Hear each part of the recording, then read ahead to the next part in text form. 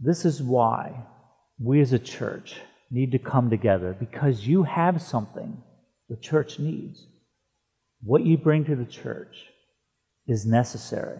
We need these gifts. We need the gifts of pastors in the church. They help us grow and mature. They help us mature in unity. Those who aren't here, those who don't come on a consistent basis, every church has those people. It's really, they're not here to be equipped and matured by the ministry through Pastor Tim and others. By constantly missing services, they are, to some degree, causing division rather than unity. That might sound harsh, but it's true.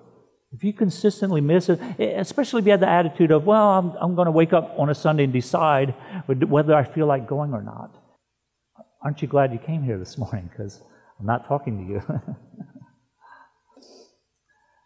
Some people adopt an attitude that, I don't need to sit under a preacher. We have the radio and the internet now, and I don't need to go to preaching or hear a teaching ministry of somebody.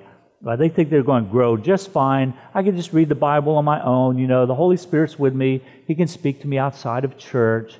We did a skit a long time ago, one of the youth skits we did, and it was a husband and wife, and the husband was there just doing some putting in the house, and she's ready to go to church. She says, "Aren't you ever going to go to church with me?" He says, I can worship God on the golf course. And her response was, "Yes, you can, but do you?" I thought, that was really good. That's a really good line.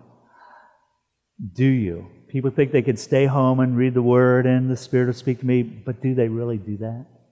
John Calvin said this, and he doesn't hold back, much harsher than me. Glad he sang it rather than me. All right, so here you go. He says, "They are insane who neglect church and hope to be perfect in Christ, as in the case of fanatics who pretend to secret revelations of the Spirit, and the proud who content themselves with the private reading of the Scripture and imagine that they do not need the ministry of the church."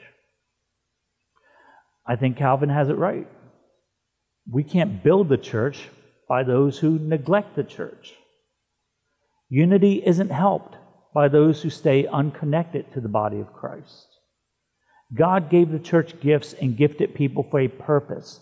These 5 gifts that he mentioned, particularly in Ephesians, are a place to build and grow and equip the saints.